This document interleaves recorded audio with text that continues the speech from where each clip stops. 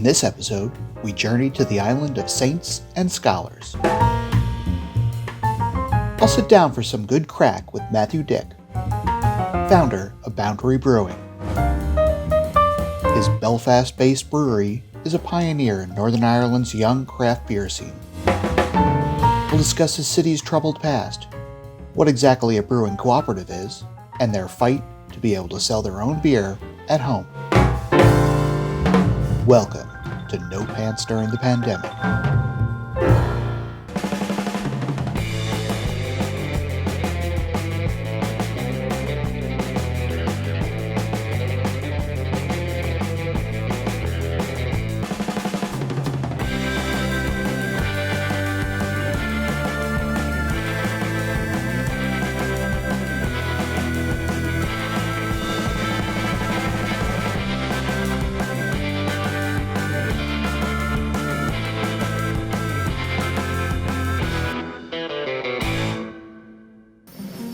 Hi, I'm Kevin Brooks, and this is No Pants During the Pandemic.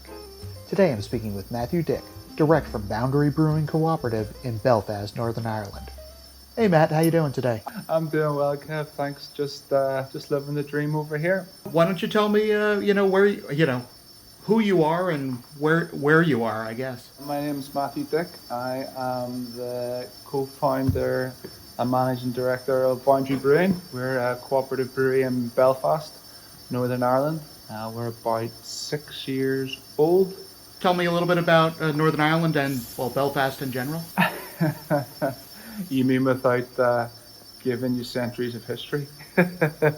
Yeah, we don't need to get into all the centuries of history, but it does. Be careful what you wish for. Play in there. Yeah. Exactly. So so Ireland's two separate countries, depending on who you ask, I suppose, without getting too political. But South is independent, free state, and the North is part of United Kingdom with Scotland, Wales, and England. And it's been like that for quite some time.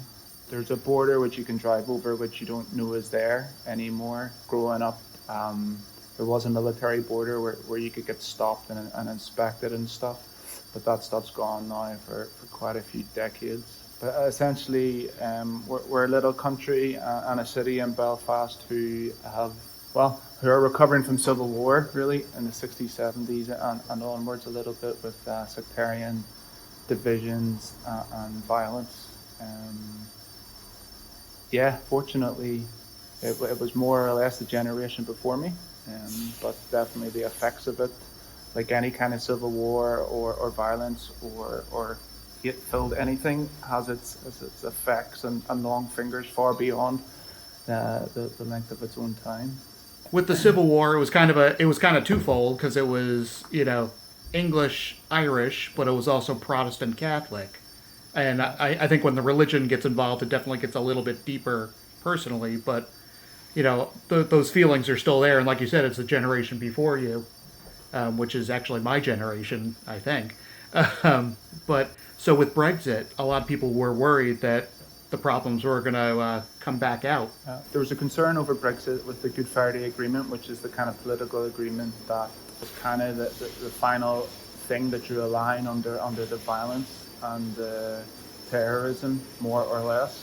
And part of the Good Friday Agreement was that Northern Ireland was always to be seen, viewed, understood, and legislated for as a country and as a state in its own right, with different things hinging on that. But there's concerns with the Irish border, or the border within Ireland, between the north and the south. Custom stuff to do with the EU and the Republic still being left in Europe after Brexit, but the North not, and how would that work? Because for the Good Friday Agreement to still stand, it wouldn't be allowed for the island to be seen as one. So there was concerns, mild and not so mild threats, but no, that's been okay. You guys are kind of caught in between a little bit. You're part of the UK, but I guess have a little more of a foot in the EU as well. How has business been affected with Brexit? No, not yet. I'm sure it will. Your next question probably will be what will that look like, and the answer is we don't know yet. But yeah, it'll definitely impact it. How that'll look will depend on what the kind of trade border in the sea between GB between England, Scotland, Wales and us in Ireland will look like. It doesn't seem like they've made any decisions on that concretely, even though it's now less than 2 months away. It seems like from the outside they've forgotten about it with COVID. So we'll see. We export, outside of NI, we export probably about 80% of all that we make, at least pre-COVID we did. In one sense that puts us in a good position because we're well used to exporting beer. We're used to even exporting beer outside of the EU, so from the paperwork, logistical point of view, we'll be comfortable with that. But it's more an issue of what the market impact will be for Boundary down the line, and there's no real way to predict that, not with any kind of accuracy. I just honestly wasn't sure if they had figured anything out, and I had just missed it in the COVID climate, but apparently they haven't. Yeah, no, but obviously, not yet. But they're trying to figure out COVID too. So exactly, they have a lot on their plate. let me kind of backtrack a little bit. The city of Belfast. What's Belfast itself like? Belfast is amazing. It's right on the coast in the northeast of Ireland, and it's a small enough city. At least it feels small. It's quite a beautiful place. The people are warm, very hospitable, and it's where I've lived. It's where I've grown up. I moved to the States and lived there for 5-6 years on the West Coast for a while, and just a very different world. And my wife and I moved back 2010, and even the 5-6 years I was gone, the city changed an awful lot for the better, I would say. So your company is Boundary, and its full name is Boundary Brewing Cooperative. That's us. Yeah. So what's a brewing cooperative? There's different types of cooperatives and different ways of being a brewing cooperative. For us, it means that the people who invested in us at the start and then again 12 months later to help us do our first expansion own the brewery equally or equitably. So it's owned by probably at this stage 1,600 of us. All of us get one equal vote for the big picture stuff, the kind of what we do with our profit stuff and where we're going as a whole, kind of blue sky stuff. And so it's allowed us to open in a really restrictive, quite a young, immature market with a groundswell that wouldn't really have been possible any other way. Because the beer geeks, the locavores, the people who love to see interesting, new, exciting businesses flourish, all bought in literally with us from the start, and so we had that support from day one. So we certainly wouldn't be here without that. In Northern Ireland, the beer scene itself is a little bit different. You're a bit behind England and the United States and whatnot, but I guess the way you have to sell beer is different. I guess what you have mostly tied houses in Northern Ireland. Yeah. So how do you get your beer to market? It's tricky because the market is shit. Are we allowed to curse? Oh yeah. Okay, good. It's really dreadful. Yeah, we knew that when we started. So we started on a little 400-litre brew house, so just under 4 American barrels, brewing far too little beer. And even then, we had to export most of it. Normally, when I hear those stories, that's a red flag for the quality, or that the brewery's not doing a good enough job with their beer that they can't sell it locally. But for us, we just literally didn't have an option. So that was difficult, but there are plenty of silver linings to that. It means from the start, even from the beginning, having a really small brewery, we punched way beyond our means in terms of reach and maybe even possibly influence and reputation, because we had to send beer quickly all around the UK and Europe and the world. That comes with advantages and relationships and connections and opportunities for travel that normally don't come for breweries of our size until much further down the line. What is the beer scene like besides being shit? What is the beer scene like in Northern Ireland? Be more specific. The market itself, the customer is good and it's improving, and that's accelerating quickly. But the problem with the market itself, there's a couple of elements, but they're all kind of tied to the same stuff. The licensing legislation here in the north and the south is based on bills of law that are now hundreds of years old.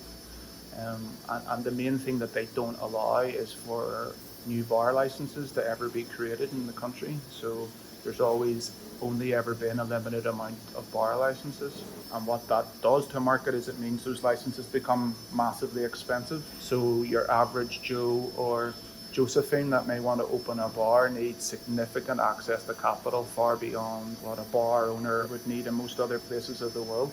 So what happened with that then was during the Troubles, kind of during the 60s, the banks stopped lending the bars, more or less, because they were getting blown up by bombs. Guinness and Heineken were the first to roll in and say, okay, Mr. Bar owner, you want to open up a bar that's going to cost you six figures because you're in Northern Ireland.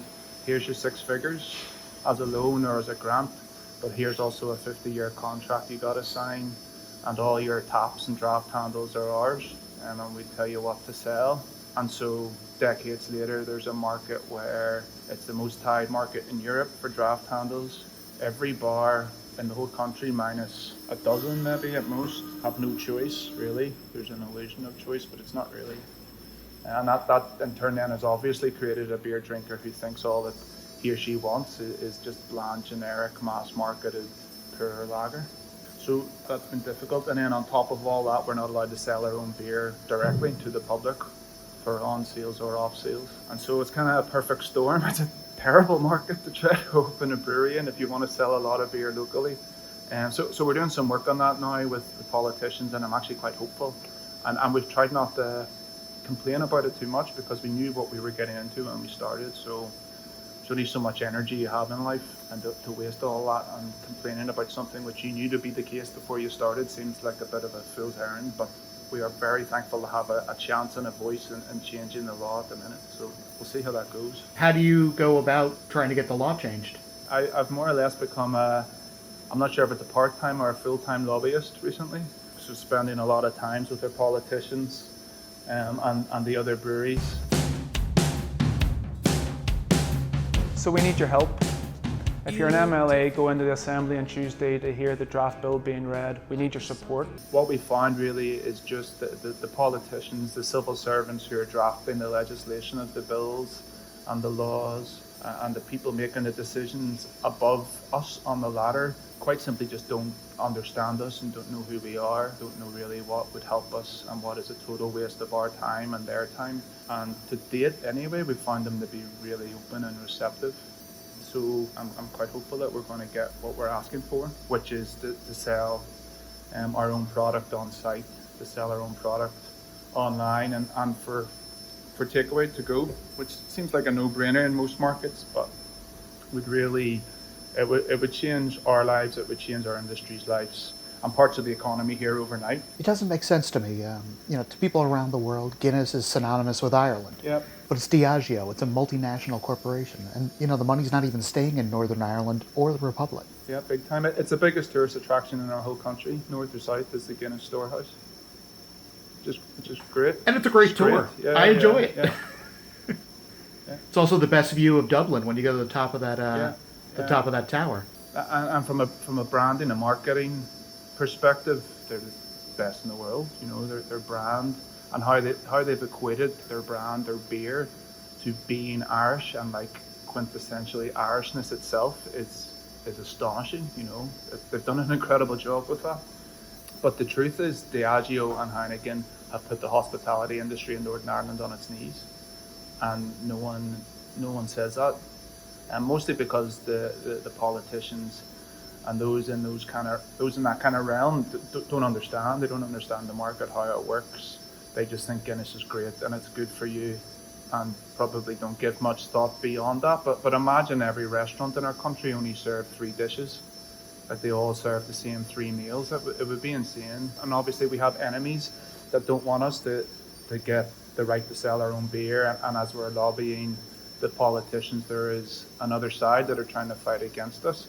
But in that conversation, the thing that never gets talked about is the end customer, the people of Northern Ireland, the tourists that come to our country and the choice and experience that they get. And because Diageo and Heineken have tied these pubs to themselves, they've taken away choice.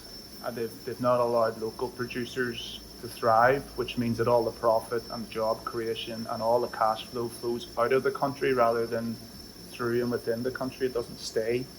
And that's pretty shit, I think, to put a finer point on it. And because of that too, then you get these Irish pubs which are famous across the world, but the product that they sell is never a selling point. So they are all competing around the event and the experience that they can offer, which is fine. They're very good at doing that. We're famous for that too. But it's curious to talk about an industry and not talk about the product it sells. That doesn't happen in other conversations with other industries, because the product they sell is the alcohol as much as the experience. It's bizarre. Now, since you have problems selling beer at home, where do you send it to? Well, all over the world, really. But most of the beers go into the south of Ireland, parts of England, a little bit to Scotland, and then a big amount to particularly Spain and Italy and France. At least this is all pre-COVID. And then dribs and drabs, more or less regular from each other, to like Holland, Belgium, further afield in Europe, further across to like Singapore, China, and then bits and pieces to the States.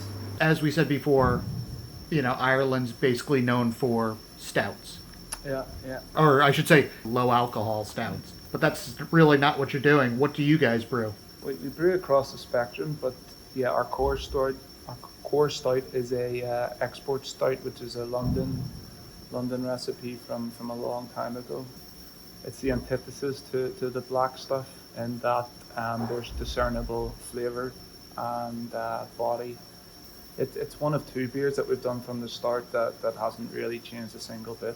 It's all about the brown malt, really, from Simpson's, our malt provider. And yeah, it's class. It's dry and roasty, while at the same time somehow being quite smooth and incredibly drinkable, which is scary at 7%. And then we do a lot of the imperial stuff, which we've been playing a lot with adjuncts recently. We have a coffee roaster next door to us, which is a great neighbour to have when it comes to making imperial stouts.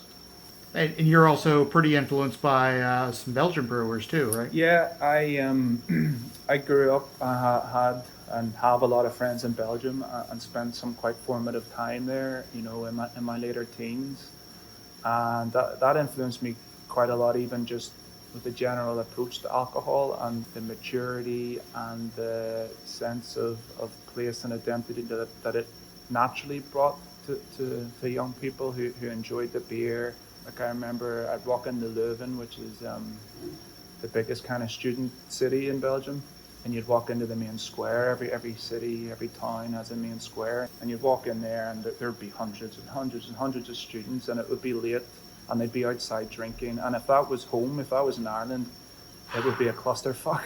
There'd be rioting, and there'd be naked guys, and it would just be uncouth. But there it was calm, it was normal. People were enjoying each other and enjoying the beer. Every beer had its own proper glassware, and if it didn't, it was sent back, and it was an embarrassment to the server.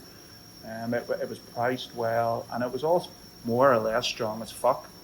But that still didn't impact how people enjoyed it. It wasn't the means to the end that it is here and in the UK. Alcohol had a much different role in society, and still does, for people in the continental Europe than it does in the UK, and that stayed with me. That's impacted me in my approach to alcohol long before I even looked open a brewery. I remember I was about 16 and I just played a soccer tournament in Belgium, and our flight home didn't come until later that night, and our friend Luke, he was from Belgium, he was going to host us for the day, and we must have visited 12 different breweries that day. And the first one, I don't know what it was. I've always been curious to try to find out what it was, but the first one was one of the lambic producers, and he gave me this beer, and he says, "Matthew, try this. This is my favorite beer. It's like an angel pissing on your tongue."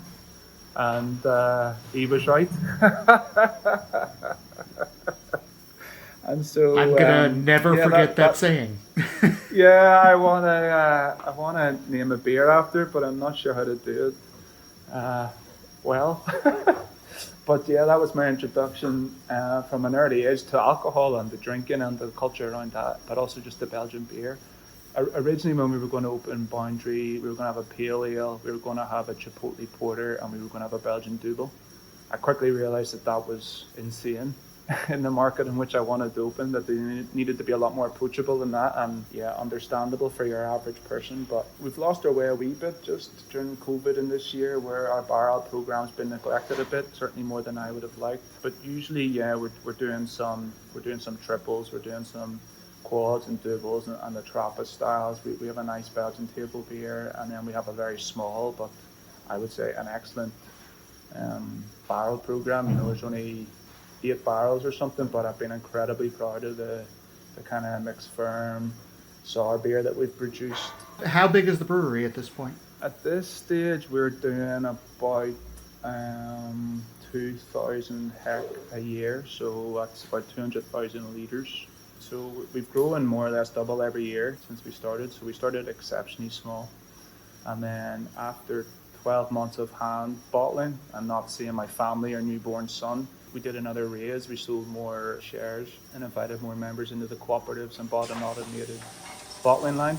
And then about 18 months after that, about 2.5 years into our adventure, we punched next door, took that unit, ripped out the old brewery, and we built the new one more or less ourselves. We went from 400 to 2,400 litre brew house and added in a lot of conicals for the first time. And at that stage, I really started to focus on our hoppy beers. So got a lot of conicals, learned a lot of new approaches and techniques to dry hopping, and we got a canning line. And that's kind of where we are today. Every year since, we've added new capacity. In about a week, 2 massive shipping containers arrived from China with new fermenters again, which will give us our biggest expansion yet, which was all signed and paid off for before COVID.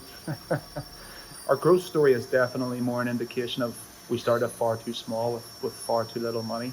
In London and in Manchester, a lot of the breweries are built into the railway arches. What type of building are you guys in? Yeah, those ones are great. I love the breweries that have character and a little bit of history in it. And ours is similar. Ours is in a big old linen mill. It's one of the biggest linen mills in the country at the time. So we're in like 30 feet high ceilings, which is great for putting in bigger tanks. Big old industrial listed building, which means we can't really on the outside do much to the appearance of it, just because it's protected by the council and stuff. And it's a beautiful space with a load of character. And we've been offered a couple of times and looked briefly a couple of times at moving or building our own space. And just the building alone here is enough to just make me want to stay and work around it. And then the other businesses that are here are interesting and often kind of like-minded, and so we really feel at home here. With any business, it's not just the product, it's your image as well. And you guys, for your branding, all of your labels are basically paintings. Yeah. Who's doing that all for you? That's my friend, childhood friend called John Robinson. He's been amazing. I was walking my dog one day years ago and time kind of stood still, and all the big picture stuff, all the main details about boundary, more or less came to me at once, which was great. It was convenient. The sense that if I'm going to open a modern progressive brewery specialising in hoppy stuff and influenced by the Belgian tradition as well, if I'm going to do that in Northern Ireland, that's going to be difficult, and I need support and momentum from the beginning. I didn't know what a cooperative was at the time, but that sense that I needed to share this adventure with people right from the start, otherwise it wouldn't work, was strong. And one of the other things I had while walking the dog was John's art needs to be on can. Yes, we started doing some mock-ups with John, and yeah, I mean, it is a pain in the ass logistically to work with an artist and a photographer and a designer and a label printer for every new beer, especially when we're doing maybe some months it might be 12 new beers, but it's definitely worth it. John's studio was in the brewery for a while before we quickly had to kick him out because we needed the space, but great relationship with John, and love that we get to support him in what he does as well. How does he go about it? Does he just make a painting and go, here you go, or do you go, we're brewing this, drink it? We did the latter more when he was here, so he could literally taste stuff as it was fermenting. But we've done hundreds of labels with him now at this stage. There's hundreds of paintings, to my shame, in cardboard boxes in the brewery. At this stage, it doesn't take too much of a description from me for him to understand what I'm talking about, and he can get what we're looking for, either from a flavour point of view or where we want the beer to end up, or the message we're looking to articulate from the beer. These days he doesn't get to try the beer because now we have to order the labels well in advance just because of the scale we're at. But yeah, it's great. I think he does a great job. I think I've maybe sent one back to him ever saying that's not really what I was thinking. He is very good at capturing what I'm trying to describe in my messy brain via text message usually. And personally, obviously I'm biased, but personally I think that the labels alone are world class. COVID hit us early in 2020. Yeah. Europe shut down before the United States shut down, but Europe shut down. What did Boundary do? So just before COVID, we had finally reached a stage of sustainability, of being a little more robust financially, of beginning to make profit, which was great and long overdue after 5 years. There was three of us. We were, like most breweries, incredibly busy, definitely understaffed, but we had made it, and I wasn't having to check cash flows every other day, stuff like that. And I was really proud of that, especially given what we talked about earlier of the market that we've started in, and not being able to have access to the margins that direct sales and off sales give most breweries. So we got there, and then COVID came, and in like a day, it was just before St. Paddy's Day, which obviously for us is really busy because all the distributors come out of the woodwork once a year, want your beer because they think it might be green or something. I'm not really sure. But I remember opening up my email on that Monday, and we had like £100,000 swing, which for us was at the time probably two good months of turnover, just from beer that had gone out in February, with the distributor saying, hey, I don't know when or if I'm going to be able to ever pay for this, and all our March orders dropped. And we were fucked because, like we've said, we couldn't sell our beer to customer. We could only sell wholesale, and it was mostly dependent on wholesale markets far away from us. I don't remember having a moment of, oh fuck. I'm sure I must have, but I don't remember that. Well, we just decided to explore our options. So the first place we went to was our members. We have a shop that was hidden for them where they could buy the beer as members. So they obviously went to town on that and bought a lot of beer at good margin, but it's nowhere close to sustaining a 5-year-old business at that point. And then my phone started ringing. Paul Jones from Cloudwater in Manchester called me, and the very first day on the Monday morning, and said, hi, yeah, you've been on my mind. I know that you can't sell your own beer and now all your route to markets are shut. Will you send us some pallets of beer and we'll sell it for you in our shop, and we'll give you more or less all the profit. And so that blew me away. A couple of other breweries did similar stuff. And then we used the opportunity. We built a shop, an online shop, with a friendly off license here, Bottle Shop, who told us, you can build a shop, use our license, we'll take the money for you and then give you most of it back, which again was very generous. And the combination of all that meant that we made more net profit in April than we did in the whole previous year, just because we were now getting direct sales at a margin we'd never experienced as a brewery. And that, to different degrees then, has continued until now. So there's been ups and downs, mainly as lockdown and restrictions have turned on and off and on and off again. So there's been spikes where our online sales have dropped a bit and steadied, as is normal anywhere. But then at that time, the on-trade and the bars and restaurants and places that sold our beer and bought our beer across Europe opened up. And so we've had 9 months, more or less, just of ups and downs with the different routes to market, but there's been a steady baseline which has been much healthier than we've ever been used to. To the extent now where in that time we've hired 2 people, which isn't a lot in most people's eyes, but that's a 60% increase in staff for us. We're buying lab equipment and investing in things to improve the beer out of profit, out of cash, rather than having to finance it and try to find a bank. And our world's just changed. It's been difficult for me to know how to talk about it well, because I want to respect the obvious fact that for most people it's been really difficult. For a lot of breweries even, they're shot and businesses are wrecked through no fault of their own. But for us at Boundary, it's been okay. Now, one of the things with COVID, which everyone can see, is that one of the problems is COVID changes things so quickly and so unpredictably. So some months for us have been great, some months have been rough, but we're doing better than just surviving at the minute, which I'm very thankful for. So we've been putting plans in the second half of this year into place just to make sure that, as COVID clears up, hopefully sooner rather than later, we're still in a position to continue to be strong. What do you think the winter will be like with COVID in Belfast and in Europe, I guess? It's hard to know what's going to happen in the winter. No fucking clue. I think it'll be up and down. My brother, he's been kind of on the front line for a lot of this, and I have a lot of empathy and sympathy for those in the medical world. Obviously, it's unprecedented for them in their lifetime, and it's all just a little bit crazy. But who knows what will happen in the winter. The numbers will go up undoubtedly, but how those numbers are arrived at and tracked is a totally separate question. And yeah, we'll see. There's murmurings today and yesterday of a vaccine. Well, it seems in a new one day of news cycle, it's gone from a vaccine possibly being here to this vaccine will work no matter what. There won't be any complications, and we're through. Which obviously is not how this stuff works. So we'll see. If COVID hadn't happened, what was Boundary going to do next? That's a good question. This year was going to be more about us trying to control stuff a little closer to home. Pre-COVID, we had 5 years of sending beer all over the world. And at this stage of the game, my relationship with those distributors and beer buyers is great. So take Quentin, for example, in France, our French distributor. He's awesome. He's our oldest market. We've been there the longest.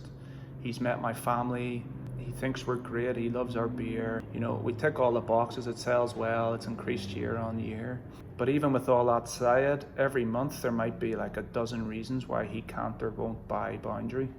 And I can't really control a lot of those reasons beyond maintaining a good friendship and relationship and working relationship with somebody. And so our business model up to the start of this year was really just dependent on a dozen key people buying Boundary beer every month. And my board were more and more asking me to make projections and predictions. And the difficulty with that was the sales weren't completely up to me. So we talked about it at turn of the year and said we need to control this more. So we were about to hire some sales reps for Northern Ireland. We would have been the first brewery, one of the first even distributors.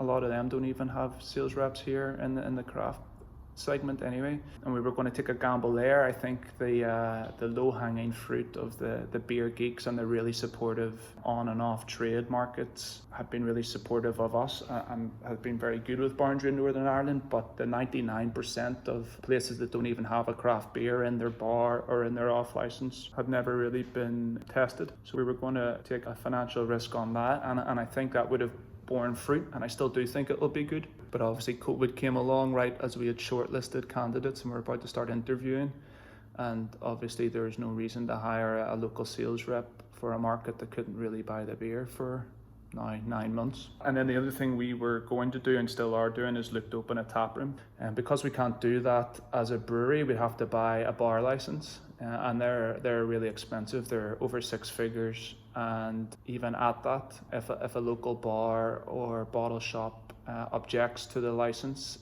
and the legal process of the license being transferred, it kind of just pauses, and the court and the judge don't do anything to progress it until you get your brown envelopes out and meet the objections with some sort of dignified response. So up until this year, we've not been able to afford that. We've not had access to capital to do that, but we do now. And so that's where our year would have gone, and to a degree it's still where it'll go.